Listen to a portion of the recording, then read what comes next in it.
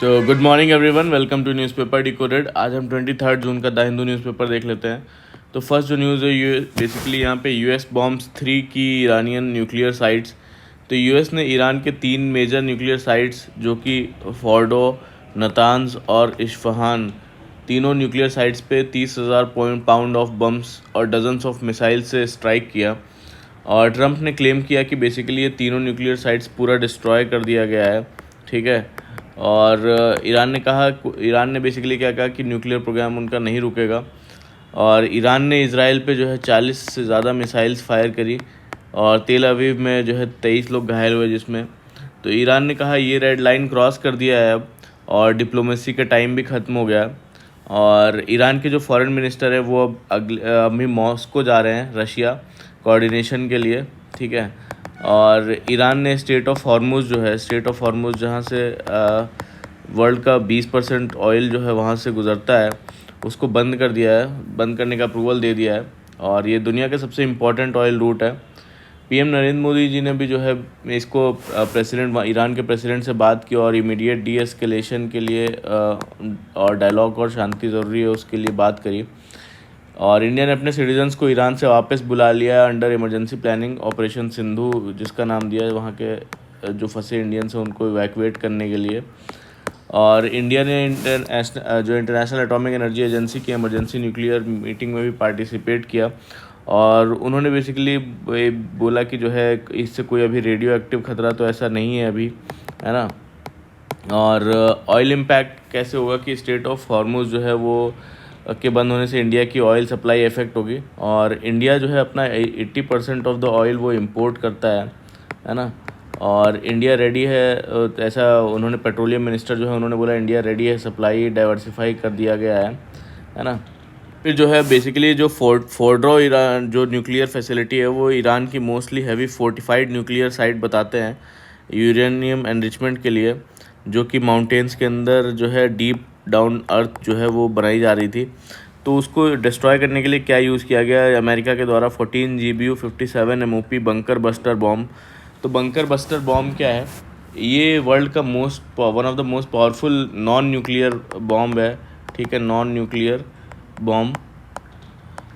और ये डिज़ाइन किया गया है स्पेसिफिकली डिस्ट्रॉय करने के लिए, जो हेविली फोर्टिफाई किया गया है ना, अंडरग्राउंड टारगेट्स को, ताकि वो ज़मीन के अंदर या माउंटेन के अंदर जो भी ऐसी फैसिलिटीज़ बनाते हैं उसको डिस्ट्रॉय करने के लिए। तो अब ये क्या है, पेनिट्रेट करता है डीप इनटू द अर्थ और कंक्रीट बंकर्स को उड़ा देता है, ठीक है। ताकि कोई भी न्यूक्लियर फैसिलिटी हो, कमांड सेंटर हो, मिसाइल स्टोरेज बंकर हो, यूरेनियम एनरिचमेंट साइट्स हो, है ना। और ये 60 मीटर अंदर तक जो है बेसिकली जा सकता है ना, कंक्रीट में। और रॉकी माउंटेन्स में जो है 40 मीटर अंदर तक पेनिट्रेट करके से एक्सप्लोड कर सकता है ना। किसी भी कन्वेंशनल बॉम्ब से ज़्यादा अंदर जाता है। और GPS गाइडेड होता है, प्रेसिजन टाइट GPS गाइडेड रहता है, ठीक है। और ये बेसिकली जो है इसको कंफ्यूज किया जाता है मदर ऑफ ऑल बॉम्ब्स के कॉन्टेक्स्ट में, बट डिफरेंट है ये दोनों। और ये जो है बेसिकली MOP जो है ये डिज़ाइन किया जाता है डीप अंडरग्राउंड पेनिट्रेट करने के लिए। और MOAB जो है एयर बर्स्ट वेपन है सरफेस टारगेट्स के लिए, ठीक है। फिर जो नेक्स्ट न्यूज़ है basically infrastructure deficiencies, shortage of funds affecting organ transplant. तो अब बेसिकली क्या है, हेल्थ मिनिस्ट्री ने एक रिपोर्ट रिलीज़ की है जिसमें कि जो है ऑर्गन ट्रांसप्लांट सिस्टम के बारे में रिपोर्ट है।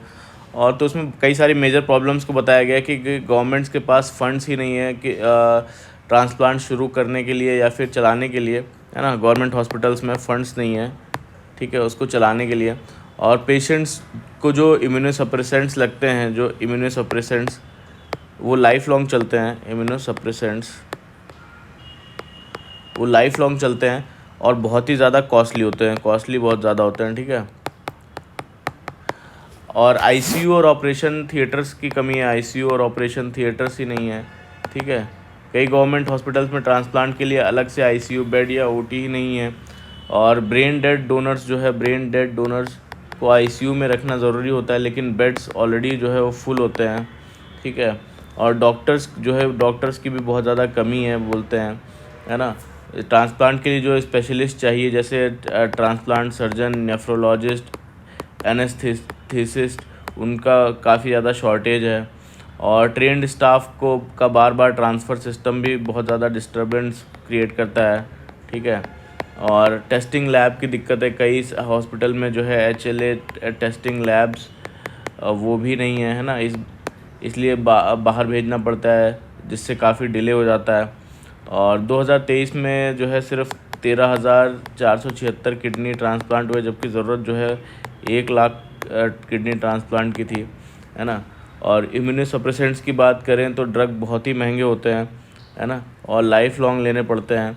और किसी भी गवर्नमेंट स्कीम सिर्फ पहले 1 साल तक की जो है वो मदद करती है ना।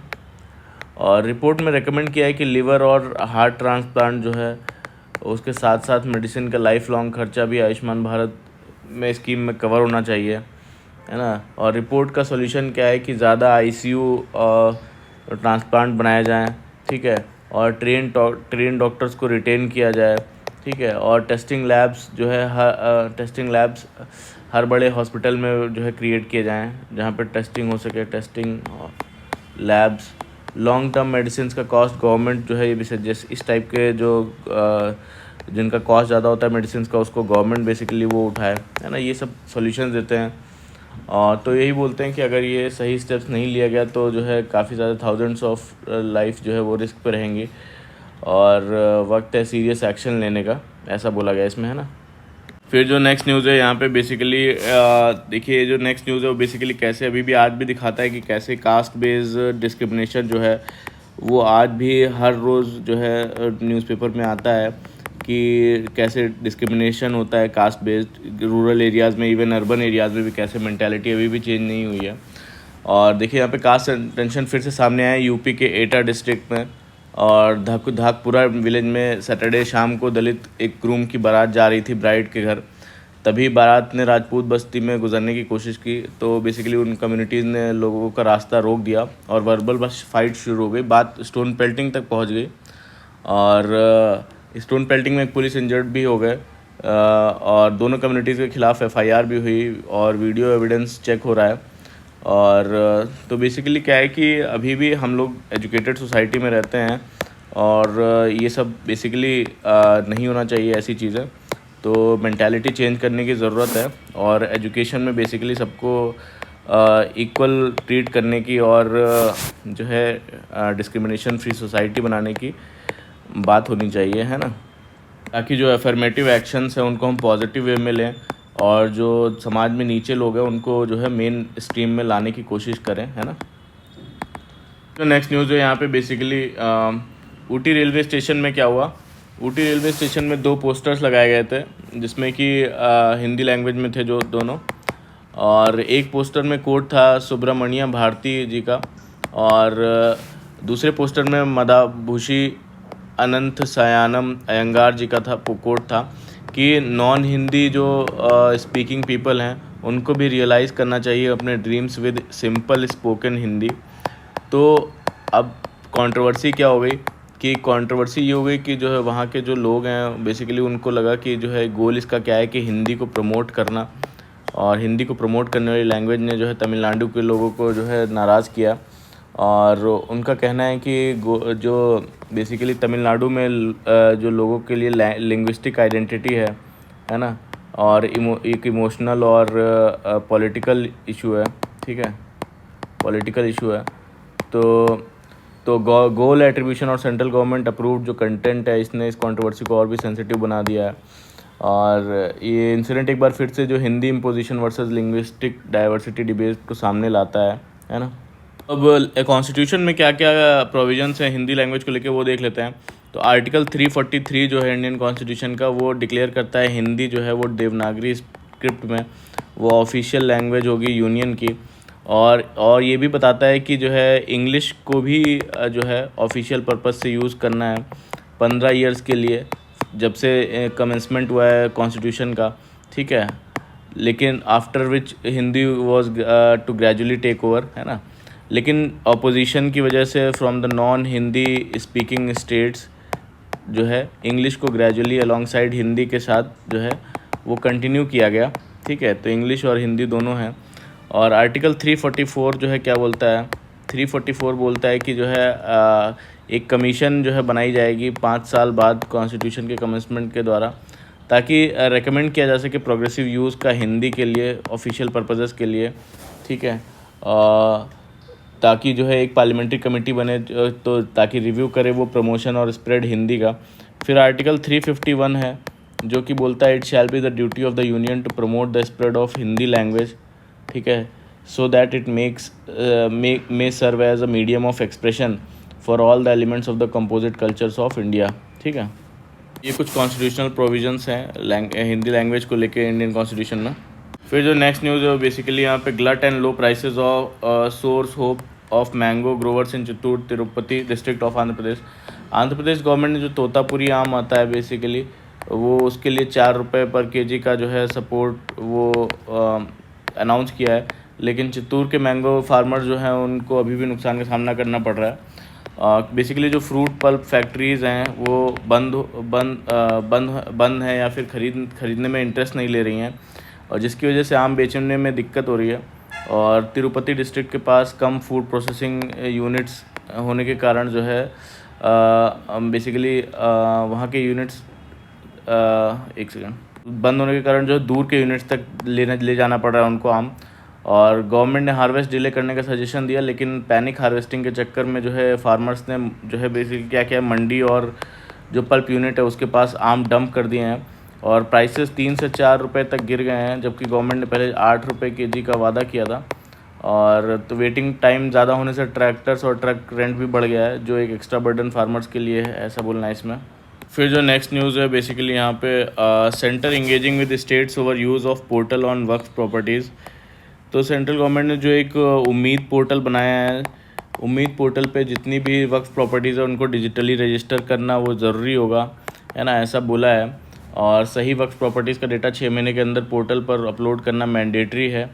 और तो ये वक्फ प्रॉपर्टीज़ होती क्या है, बेसिकली वक्फ प्रॉपर्टी एक ऐसी एक प्रॉपर्टीज़ होती हैं जिसमें कोई भी इंडिविजुअल जो है या कम्युनिटी जो है अपनी प्रॉपर्टी अल्लाह के नाम पर डोनेट कर देता है ताकि उसको पब्लिक वेलफेयर के लिए यूज़ किया जा सके, जैसे मस्जिद बनाना, मदरसा बनाना, ठीक है, और ग्रेवयार्ड बनाना, हॉस्पिटल बनाना, ऑर्फेंज बनाना और लोगों की मदद करना। ये प्रॉपर्टी परमानेंटली डेडिकेटेड होती हैं और बेची, ट्रांसफ़र या गिफ्ट नहीं की जा सकती। और तो ये बेसिकली इसमें इसका मतलब है। ऐसी प्रॉपर्टीज़ को जो है वो रजिस्टर करने के लिए उम्मीद पोर्टल बनाया गया है और वही बोला है कि 6 महीने के अंदर इनको रजिस्टर करना जो है मैंडेटरी होगा, है ना।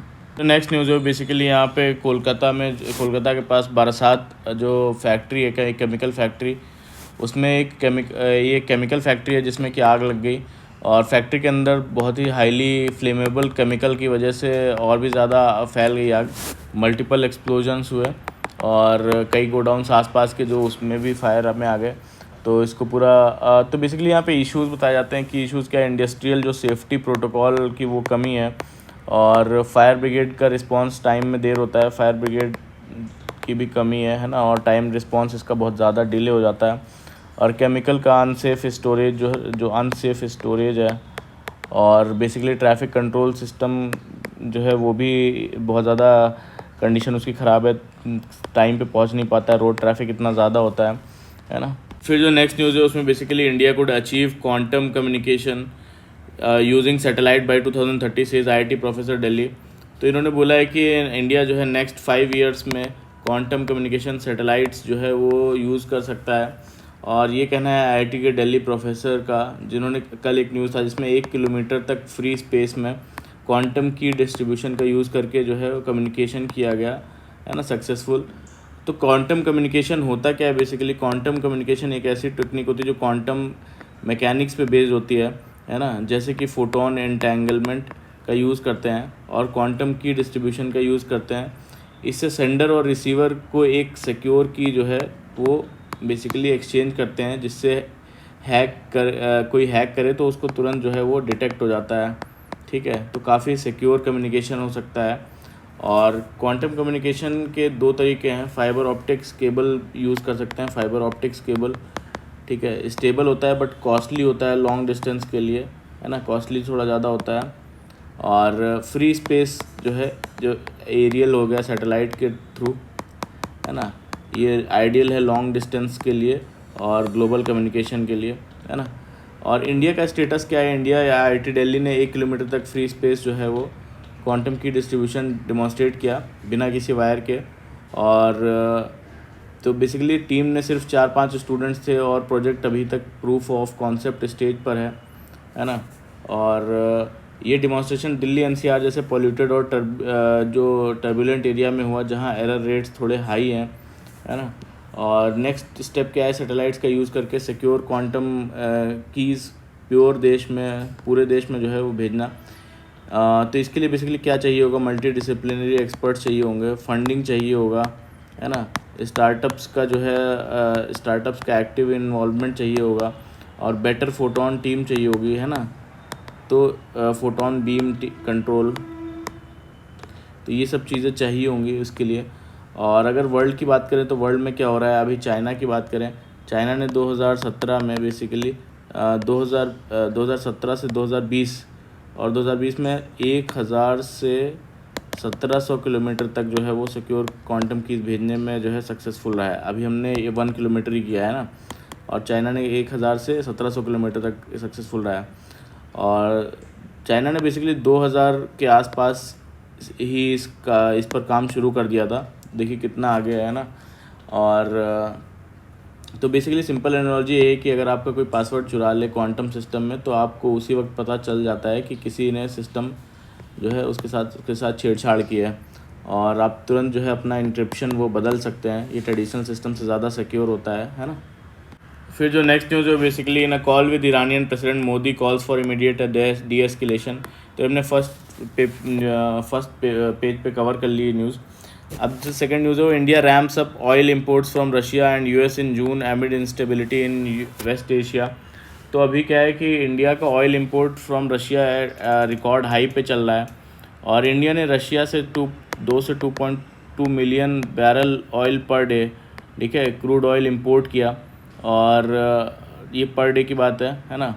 और ये क्वांटिटी वेस्ट एशिया के जो सभी कंट्रीज़ है, इवन सऊदी अरेबिया, इराक और UAE के कंबाइंड टोटल से भी ज़्यादा है ना। और ये पिछले 2 साल का सबसे highest import level Russia oil का रहा है ना। क्या वजह है इस स्पाइक का, बेसिकली जो इजराइल ईरान कॉन्फ्लिक्ट के चलते ऑयल मार्केट में वॉलेटिलिटी बढ़ गई है, और US ने भी 16 जून को ईरान पर स्ट्राइक की, जिससे वेस्ट एशिया का सप्लाई रूट रिस्क में आ गया है, स्पेशली स्ट्रेट ऑफ हॉर्मुज, है ना, जहाँ से वर्ल्ड की 20% ऑयल सप्लाई जाती है।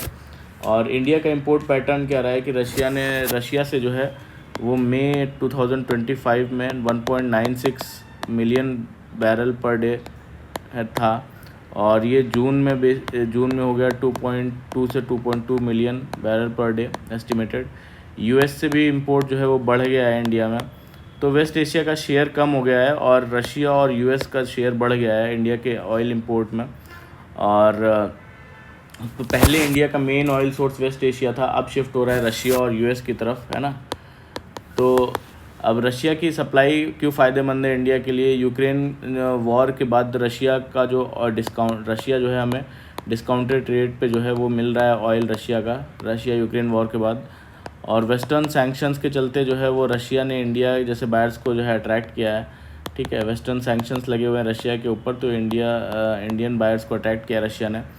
और रशिया का जो ऑयल है वो बेसिकली स्ट्रेट ऑफ हॉर्मुज का जो बाईपास है वहाँ से आता है, जैसे सुएज़ कनाल हो गया, केप ऑफ गुड होप, है ना, या पैसिफिक ओशन, यहाँ से आता है। तो इसको जो है इसलिए सेफ़ है ना।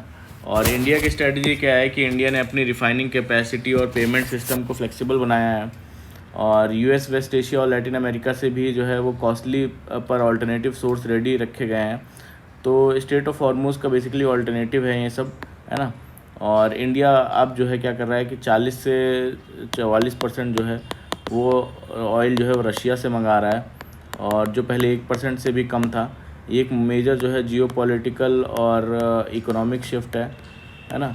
वॉर टाइम डिप्लोमेसी और डिस्काउंटेड ऑयल ने रशिया को जो है काफ़ी नंबर 1 सप्लायर बना दिया इंडिया का, है ना। फिर जो नेक्स्ट न्यूज़ है उसमें बेसिकली इजिप्ट के जो मिनिस्टर हैं, फॉरेन मिनिस्टर, वो इंडिया के दौरे पर आने वाले थे, बट उनका विज़िट जो है 24 जून को होना था, लेकिन इसराइल जो ईरान का वॉर का टेंशन के कारण ये पोस्टपोन कर दिया गया है ये विज़िट, है ना। नेक्स्ट न्यूज़ है basically Iranian parliament votes to close strait of Hormuz trade root.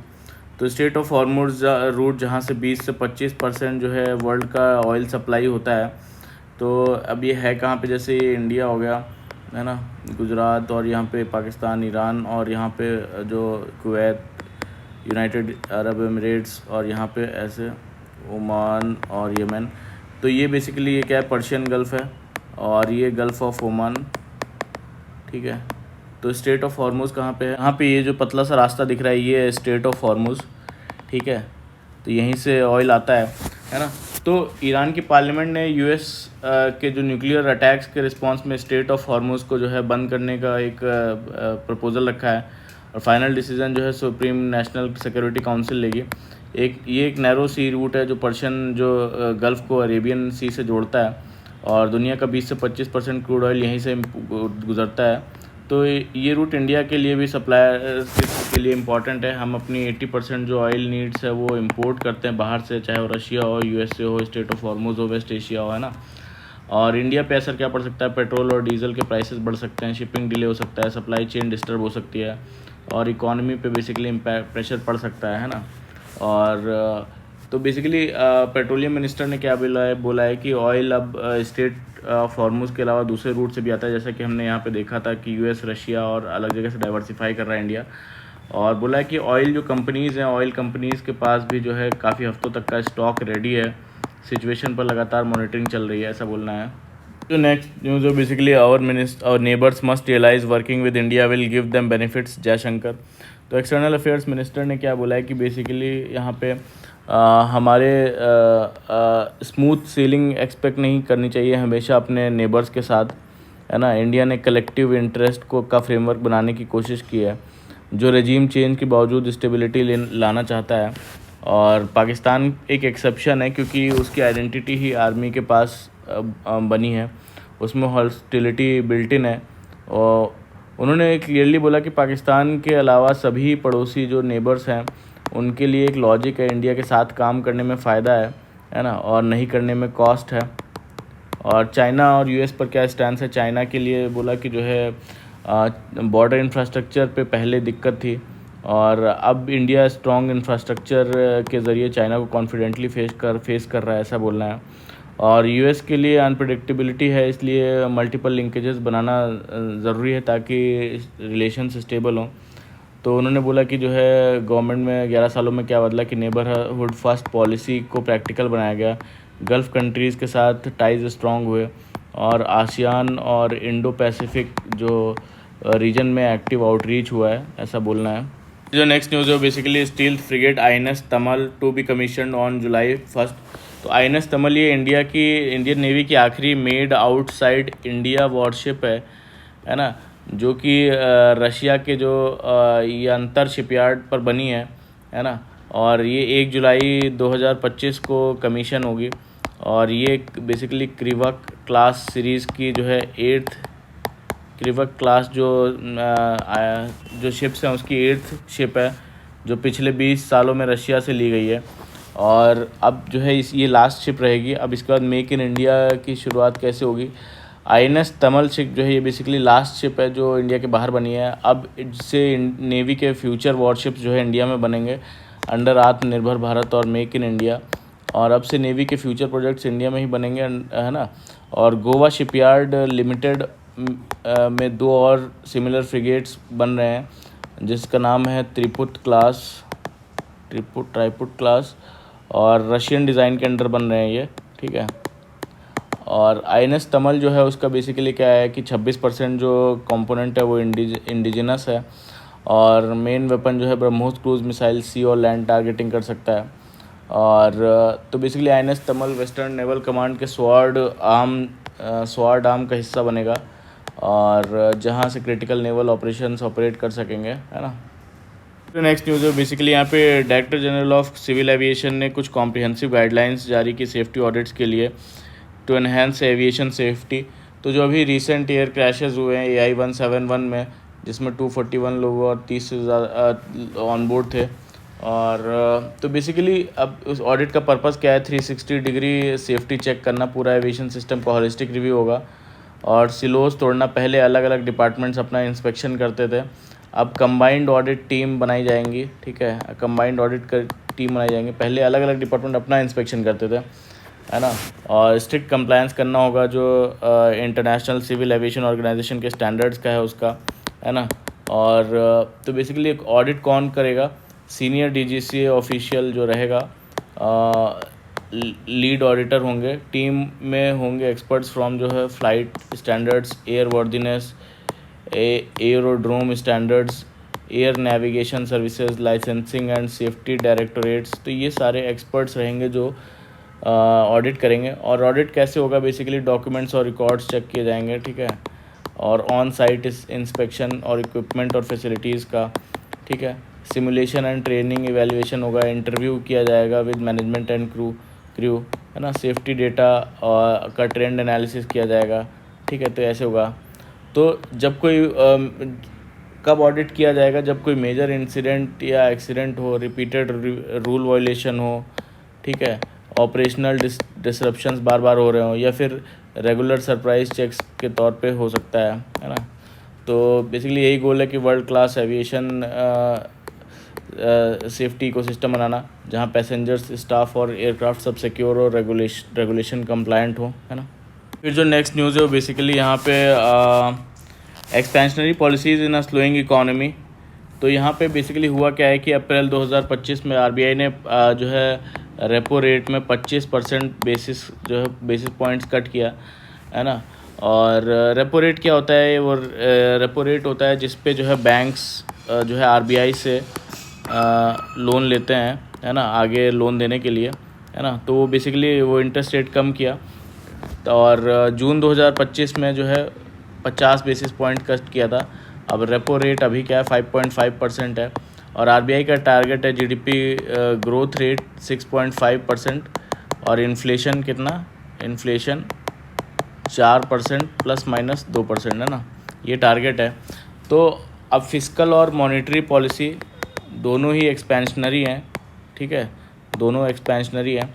Government ने इनकम टैक्स कट किया, तो इससे फिस्कल पॉलिसी एक्सपेंशनरी ऐसे बोलते हैं। और आरबीआई ने इंटरेस्ट रेट कट किया रेपो रेट पे, तो ये मॉनेटरी पॉलिसी एक्सपेंशनरी इस ऐसे हुआ ना।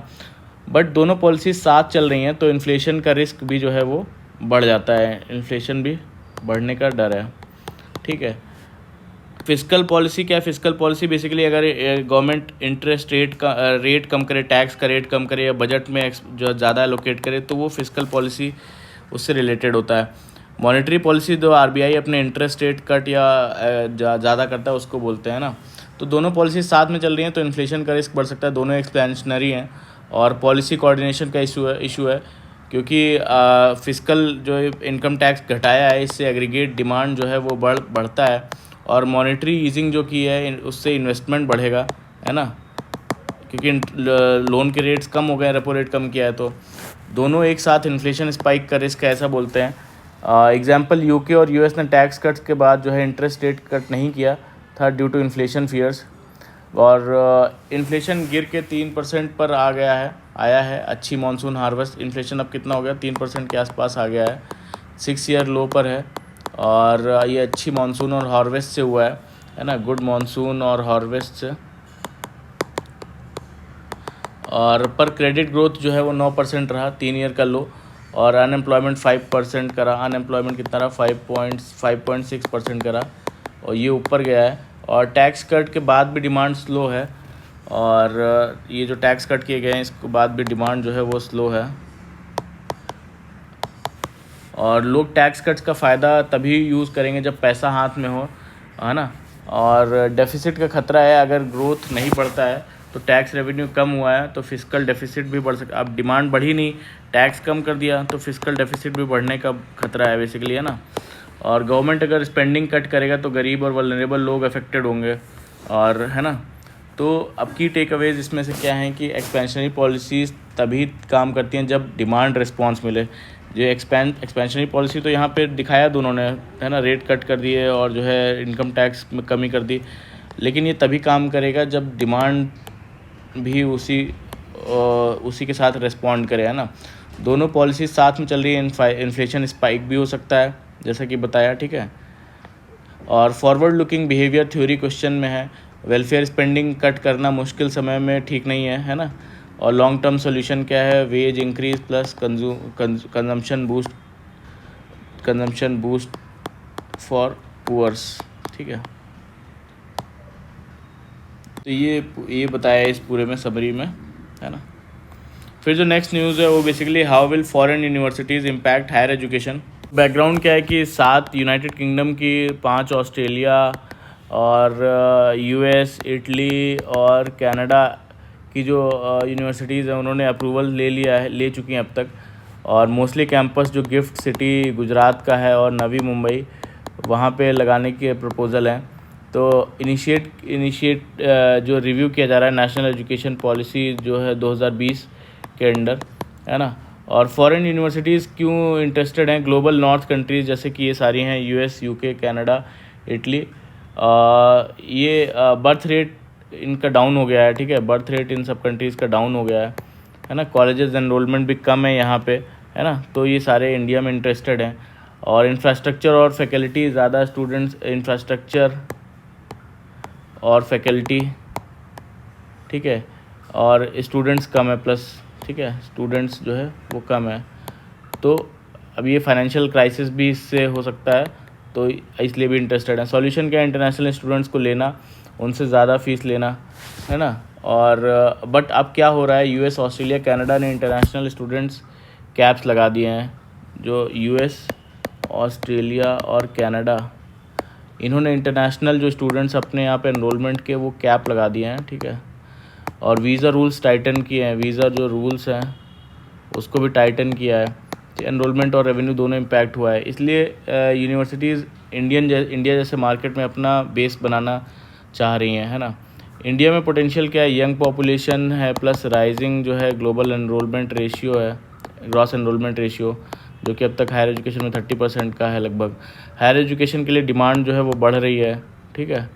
और कुछ ही अच्छे हायर एजुकेशन इंस्टीट्यूशंस हैं अपने इंडिया में, है ना, बाकी एवरेज हैं। तो ब्रांच कैंपसेस जो है बेटर क्वालिटी एजुकेशन दे सकती हैं। फॉरेन डिग्री की इंडियन ऑयल पे डिलीवरी, है ना। तो चैलेंजेस क्या बताते हैं इसमें, चैलेंजेस ये बताते हैं कि एक तो अफोर्डेबिलिटी चैलेंज होगा, स्टूडेंट बेस बड़ा है ना, स्टूडेंट बेस जो है वो बड़ा है, पर फ़ी जो है अफोर्ड करने वाले लिमिटेड है। और क्वालिटी परसेप्शन लोकल यूनिवर्सिटीज़ से कंपैरिजन होगा, ठीक है। और कंपैरिजन होगा तो स्टूडेंट्स वैल्यू फॉर मनी देखेंगे, ठीक है। और माइग्रेशन माइंडसेट, कई इंडियन स्टूडेंट्स फॉरेन एजुकेशन को इमिग्रेशन टूल मानते हैं, वो ये कैंपसेस जो है प्रेफर नहीं करेंगे, है ना। फ्यूचर इम्पैक्ट यही होगा कि जो है शॉर्ट टर्म में लिमिटेड इम्पैक्ट होगा, स्टूडेंट्स इनटेक भी अभी लो स्केल पर होगा। सक्सेस या फेलियर डिपेंड करेगा कि इंडियन स्टूडेंट्स का इनिशियल रिस्पॉन्स कैसा आता है ना। बेसिकली फॉरेन यूनिवर्सिटीज़ इंडिया को नेक्स्ट रेवेन्यू फ्रंटियर के रूप में देख रही हैं, और इंडिया को क्वालिटी एजुकेशन और ग्लोबल एक्सपोजर का बेनिफिट मिलेगा, पर अफोर्डेबिलिटी और स्टूडेंट्स रिस्पॉन्स जो है वो क्रूशियल होगा इसमें। फिर जो नेक्स्ट न्यूज़ है बेसिकली यहाँ पे चाइना, रशिया और UN chief slams act of escalation by the US. तो चाइना और ने यूएस के जो ईरान के जो न्यूक्लियर साइट्स पर अटैक किया है उसको स्ट्रांगली कंडेम किया है ना। और कहा है कि ये स्ट्राइक्स मिडिल ईस्ट टेंशंस को जो है वो बढ़ा रहे हैं, और स्पेशली इजराइल से सीज़फायर की अपील की गई। और रशिया ने क्या बोला, रशिया बेसिकली ने यूएस के स्ट्राइक्स को इररिस्पॉन्सिबल और इंटरनेशनल जो लॉ है बोला कि उसको वायलेट करता है, और कहा कि एक डेंजरस एस्केलेशन है जो रीजनल और ग्लोबल सिक्योरिटी को अंडरमाइन कर रहा है। और कुछ देश ईरान को बेसिकली न्यूक्लियर वेपन्स देने के लिए रेडी हैं। और यूनाइटेड नेशंस का क्या रिएक्शन रहा, यूनाइटेड नेशन सेक्रेटरी जो है एंटोनियो गुटेरेस, उन्होंने कहा he is deeply concern about the US जो फोर्स यूज़ कर रहा है ईरान में, और ये कॉन्फ्लिक्ट बेसिकली उनके हाथ से निकल सकता है, जिसका जो सिविलियंस पे और रीजनल और पूरी बेसिकली ग्लोबली जो है वो के लिए ख़तरनाक जो है डेंजरस इम्पैक्ट हो सकते हैं, है ना। तो ये था पूरा आज का हमारा द हिंदू का न्यूज़ डिस्कशन, जिसमें हमने डिटेल से सारी न्यूज़ को डिस्कस किया। प्लीज़ अच्छा लगा हो तो लाइक करिएगा, कमेंट करिएगा और सब्सक्राइब भी करिएगा हमारे चैनल को। Thank you very much for the discussion.